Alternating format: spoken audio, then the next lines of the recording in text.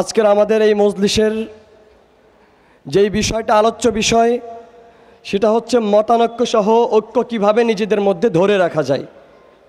এটা হলো মুসলমান হিসাবে প্রথমেই তো আল্লাহ তাআলার হুকুম আছে, ওয়াতাসিমু বিহাবলিল্লাহি জামিআন ওয়ালা তাফাররাকু।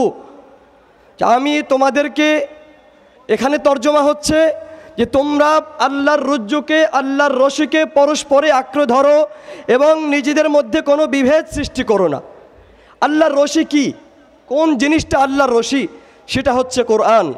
কোরআনমুখী করে কোরআনকে যদি রশি হিসাবে আমরা সবাই ঐক্যবদ্ধ থাকতে পারি, তাহলে আশা করা যায় আল্লাহর জমিনে দিন কায়েমের জন্য আর বেশি দিন সময় লাগবে না ইনশাআল্লাহ।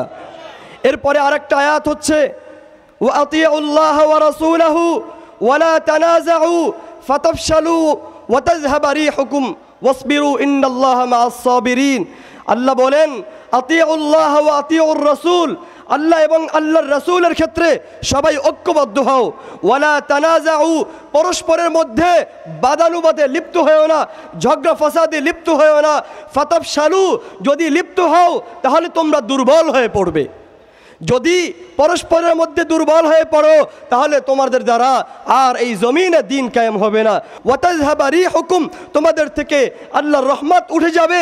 ওয়াসবিরু ইন্নাল্লাহা মাআস সাবিরিন, অতএব পরস্পরকে সহ্য করতে শেখো। যদি একে অপরকে সহ্য করতে পারো তাহলেই আমরা ইনশাআল্লাহ এই জমিনের মধ্যে দিন কায়েমে অগ্রগামী ভূমিকা পালন করতে পারবো ইনশাআল্লাহ। আল্লাহ আমাদের সবাইকে ঐক্যবদ্ধ হয়ে দ্বীনের এই খেদমত করার তৌফিক দান করেন। আসসালামু আলাইকুম ওয়া রাহমাতুল্লাহি ওয়া বারাকাতুহু।